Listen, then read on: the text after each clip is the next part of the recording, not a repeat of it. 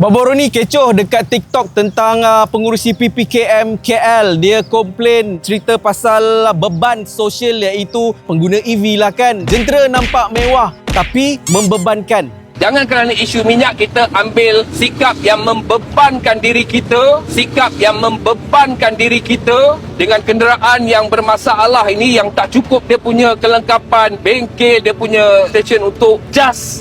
Bang, tak ada siapa paksa pengguna untuk beli EV. Diorang nak guna EV ke nak guna apa pun, tak ada masalah. Hak masing-masing. Dan merungut pasal EV ni ibarat macam merungut tentang smartphone tak ada physical button macam Nokia 3310 dulu.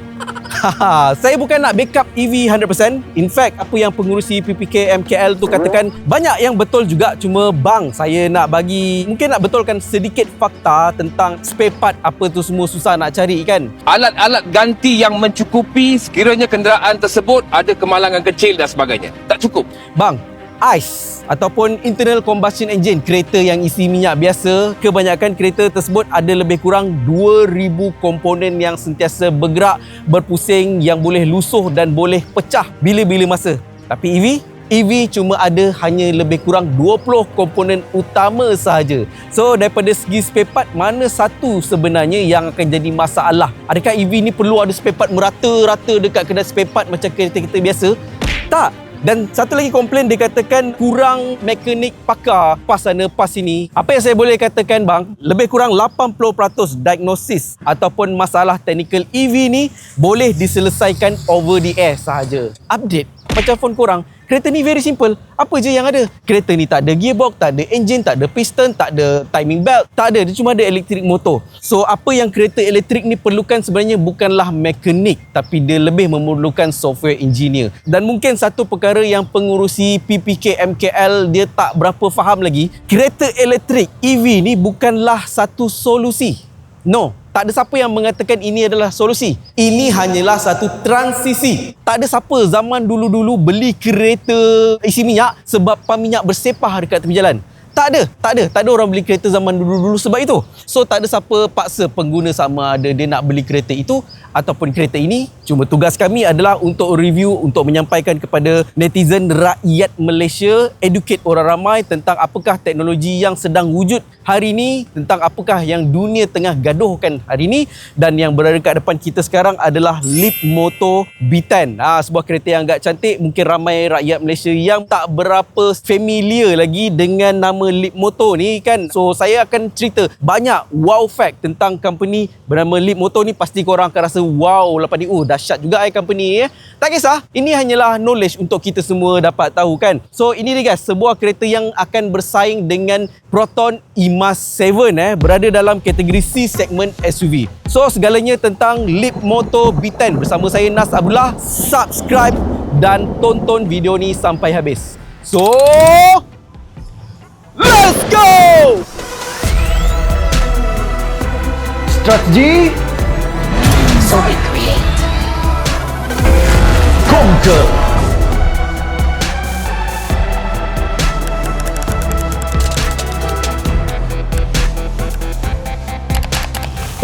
Hujan makin kita nak shoot makin dia hujan kan. So ini adalah Leapmotor B10 dan ini adalah sebuah C segment crossover SUV yang bersaing dengan Proton Emas 7 dan banyak lagi model-model yang bersaing dalam kategori EV macam gini lah kan. Dan kalau korang nak tahu, Leapmotor ni adalah satu company yang bernaung ataupun mendapat support daripada global giant dunia, iaitu company Stellantis, yang mana di bawah Stellantis juga ada Maserati, Jeep dan satu lagi Peugeot. Dan satu wow fact yang korang kena tahu tentang company Leapmotor ni adalah 60%, lebih kurang 60% daripada semua komponen-komponen dalam kereta diorang, daripada segi diorang punya software, bateri, elektrik motor, semua diorang produce in-house. Bermaksud banyak komponen-komponen dalam kereta ni diorang yang buat sendiri, company Leapmotor yang buat sendiri. kecualilah tayar kan, tayar company tayar lah buat, brake company brake lah buat kan. Tapi software everything semua diorang yang buat sendirilah. Dan satu lagi wow fact yang agak mengejutkan adalah kereta ni dia telah terjual ataupun booking dia mencapai 15,000 unit dalam masa 1 jam sahaja selepas dia dilancarkan dekat China waktu tahun lepas lah kan. Bayangkan 15,000. Kalau dekat Malaysia Pro 2 QVE nak capai booking 15,000 ni mungkin kena ambil masa sampai 15 tahun. Dekat sana 1 jam. So Leapmotor B10 ni adalah sebuah C segment SUV bukan B segment. Mentang-mentang nama dia B10 kan, bukan. Dia adalah C segment dan atas dia ada C10 kan. C10 mungkin adalah D segment, dia saiz yang lebih besar dan kereta ni didatangkan dengan 2 variant. Minta maaf sebab hujan, tapi tak buat macam mana, kita terpaksa teruskan kerja kita kan. Kita tak boleh komplain banyak. Yang mana kereta ni didatangkan dengan variant yang pertama adalah Life, harga dia 107,800.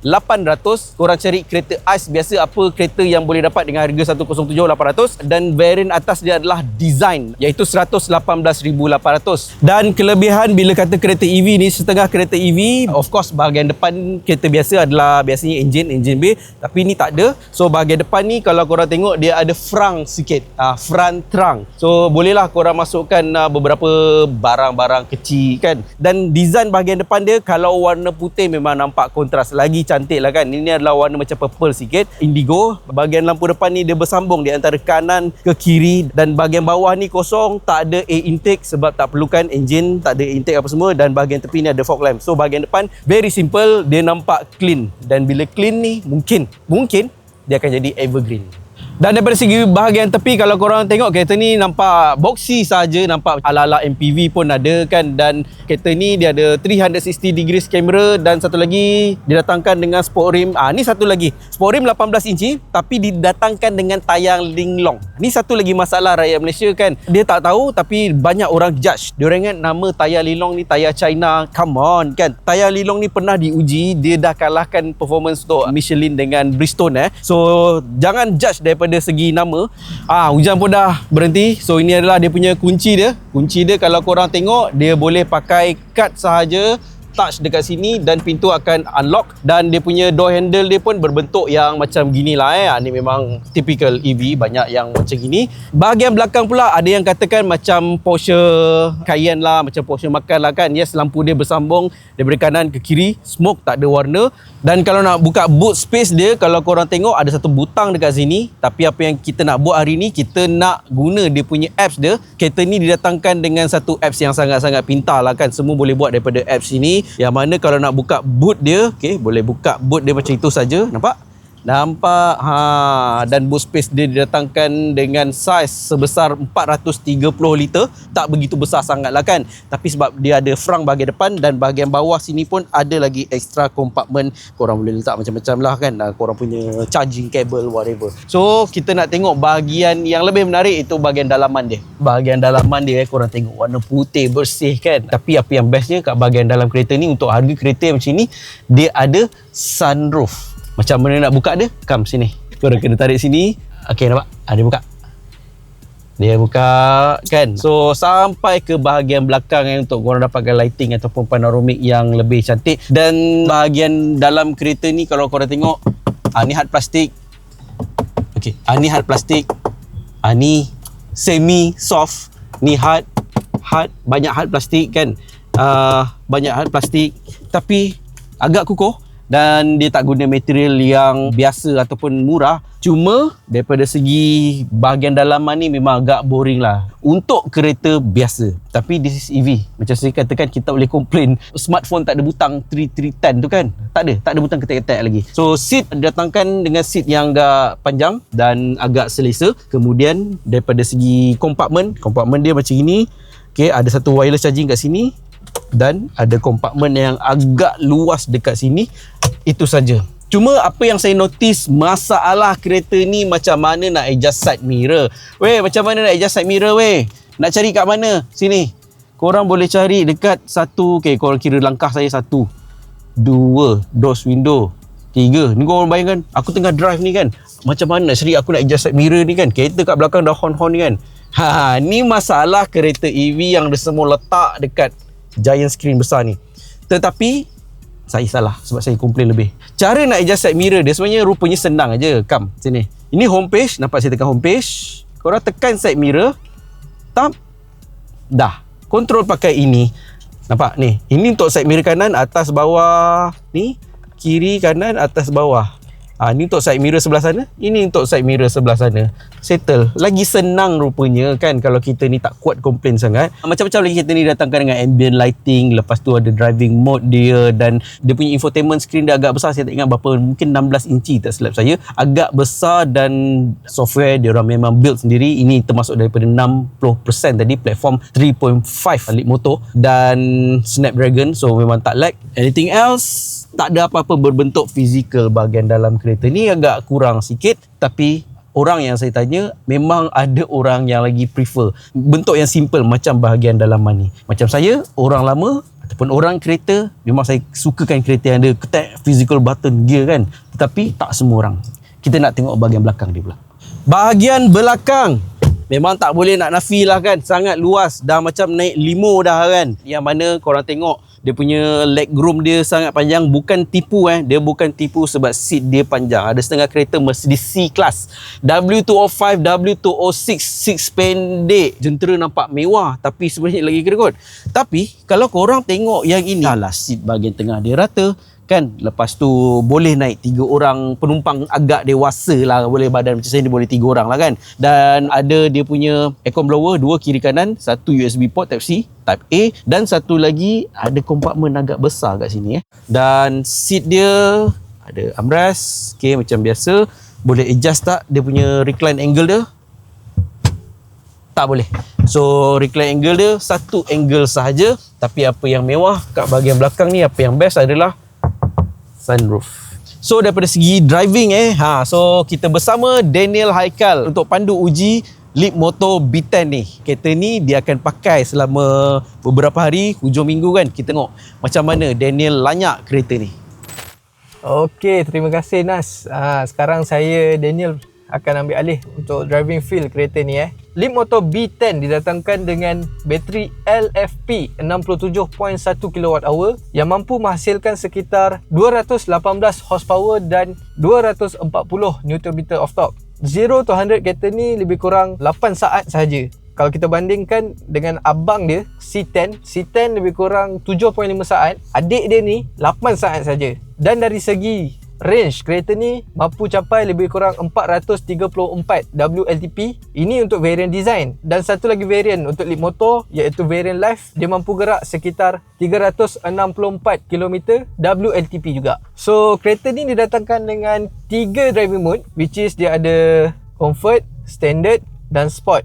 Dan perbezaan di antara ketiga-tiga mode ni, yang paling best sekali adalah Sports mode lah. Itu memang terasa lah perbezaan dia. Sebab Comfort dengan Standard tu kalau drive rasa macam biasa je. Once kalau korang masuk ke Sports mode, power delivery dia instant tau. Even sekarang ni saya berada dalam mode Comfort. Saya try tekan sikit, memang dia bagi instant torque punya power. Kalau kita masuk ke Sports mode, inilah salah satu kekurangan dia. Sebab dia tak ada physical button untuk cari mana sports mode ataupun kita boleh tukar trap terus masuk ke sports mode. Sebab saya kena touch screen sambil memandu. So kita masuk ke sports mode, nampak dia terus rasa. Dan throttle response dia pun sebenarnya bagi saya agak baik tau. Untuk sebuah C segment SUV EV yang daripada China. Selalunya yang saya jumpa lah, saya tak tahulah korang pernah drive ke macam mana. Throttle response kereta-kereta daripada China ni sebenarnya agak kurang baik lah. Bukan tak bagus, cuma dia tak ikut apa yang kaki kita nak. Macam saya, tekan sikit dalam sports mode. Woo! Dan top speed kereta ni mampu mencecah sehingga 170 km sejam. Okey, ada motor depan, safety first. Memang instant power. Tekan sikit je sports mode, dia bagi. So bila korang masuk dekat sports mode, antara feedback steering yang saya dapat rasa ialah steering ni automatically dia jadi keras sikit lah. Walaupun steering ni kita boleh setting dekat bahagian infotainment ni. Dia ada comfort, standard dengan sports punya mode untuk steering saja. Walaupun saya tak tukar, tadi saya pakai standard je. Saya hanya tukar driving mode saja ke driving mode sports. Bila saya drive tadi tu pun, steering respon dia automatically dia jadi lebih keras dan lebih gimbal atas jalan. Dan dari segi ride and handling dia pun, sebenarnya ini antara kereta SUV EV yang saya boleh katakan one of the best lah kalau kita nak bandingkan dengan kompetitor C segment SUV EV yang lain. Sebab weight distribution kereta ni dia boleh pecahkan 50-50, 50 depan dan 50 belakang. So indirectly kereta ni kalau korang bawa laju pun dia masih lagi firm atas jalan. Walaupun kereta SUV segmen C ni tinggi dan besar, tapi disebabkan weight distribution dia yang boleh pecah 50% bahagian depan dan 50% bahagian belakang. So kalau korang bawa laju pun korang tak rasa macam goyang-goyang. Korang akan rasa lebih firm atas jalan. Dan kita try sikit. Pak, tekan pun korang rasa confident nak bawa kereta ni laju. Plus kereta ni menggunakan suspension McPherson strut bahagian depan dan multi-link di bahagian belakang. In fact, kereta ni didatangkan dengan rear wheel drive. So, apa yang Leapmotor claim, suspension ni ditune by Maserati punya team. Ride and handling dia memang one of the best lah saya pernah rasa untuk kereta EV. Memang ada karakteristik sendiri. Steering dia pun agak precise sebenarnya. Plus, ambil kau. Dan dari segi ADAS, kereta ni didatangkan dengan ADAS level 2. So basically ADAS dekat kereta ni memang totally respon lah. Saya tak perlu nak cerita ADAS ni banyak-banyak sebab bos saya sendiri pun Nas dah banyak kali explain. So saya akan senaraikan ke semua list-list ADAS yang ada untuk kereta ni. Dan conclusion saya untuk kereta C segmen yang berharga lebih kurang sekitar 118,000 kalau tak silap saya, ini antara kereta SUV segmen C EV boleh diconsider masuk dalam salah satu list korang untuk tahun ni. Sebab apa? Dari segi performance wise, kereta ni memang bagus. Dan dari segi penjimatan bateri pun, saya pun sebenarnya agak terkejut bateri EV boleh jimat. Sebab kereta ni sebenarnya berat. Dan sepanjang saya gunakan kereta ni, saya dapat penjimatan bateri sekitar 13 kWh per 100 km kalau tak silap saya. So itu saja daripada saya, Daniel Haikal. Okey, sekarang kembali ke Nas pula. Assalamualaikum. Lamanya engkau test drive Daniel kereta ni, daripada hujan lebat sampai dah panas dah kan aku tunggu kat sini kan. So daripada segi warranty, kereta ni didatangkan dengan 8 tahun ataupun 160,000 km battery warranty. So bateri dia ada 8 tahun dan boleh berpindah ownership kalau jual sebagai second hand, ataupun 160,000 km korang boleh lanyak bateri ni lah kan. So terpulang pada korang, ini adalah Leapmotor B10, sebuah pesaing ataupun option lain daripada Proton E-Mas 7. Masing-masing ada kelebihan dan kekurangan sendiri. At the end of the day, siapakah yang sesuai untuk pakai kereta ni? Macam saya cerita banyak dalam video-video saya sebelum ni, untuk zaman sekarang ni adalah orang yang tahu rutin harian dia pergi mana, pergi kerja macam mana kan. Sebab walaupun saya tak pakai EV, tapi ahli keluarga saya ada yang menggunakan EV. Dan bila saya tanya dia kenapa pakai EV, sebab dia dah tahu hari-hari dia pergi mana. Kalau husband dia dah ada kereta biasa, why not dia pakai EV? Dengan minyak sekarang harga tengah naik, kita tahu in future, dan dia tak ada masalah pun kalau dia nak pergi jalan jauh kan, pakailah kereta husband dia. In fact, kereta dia 1 minggu 1 kali sahaja cas. So kena ingat satu lagi, ini adalah satu transisi. Pilihan masing-masing, ini dia Leapmotor B10. Komen kat bawah ni, and thank you so much pada korang yang menonton video ni sampai habis. Dan bagi korang yang mungkin belum lagi subscribe, saya harap sangat-sangat one day korang terbuka hati juga untuk bantu kami sikit lagi sampai 1 juta, road to 1 million, untuk bantu kita orang klik button like dan klik button subscribe yang sangat berharga untuk kita orang, untuk saya Nazarullah dan Nazir Inko. So akhir kata daripada kami, salam strategi, fight and conquer. Bye. Conquer. Apa strategi? Mampukah membara when it's time to fight? Mampukah kau marah when it's time to conquer? Harus kau bertindak, cause gonna set this competition, let's fight.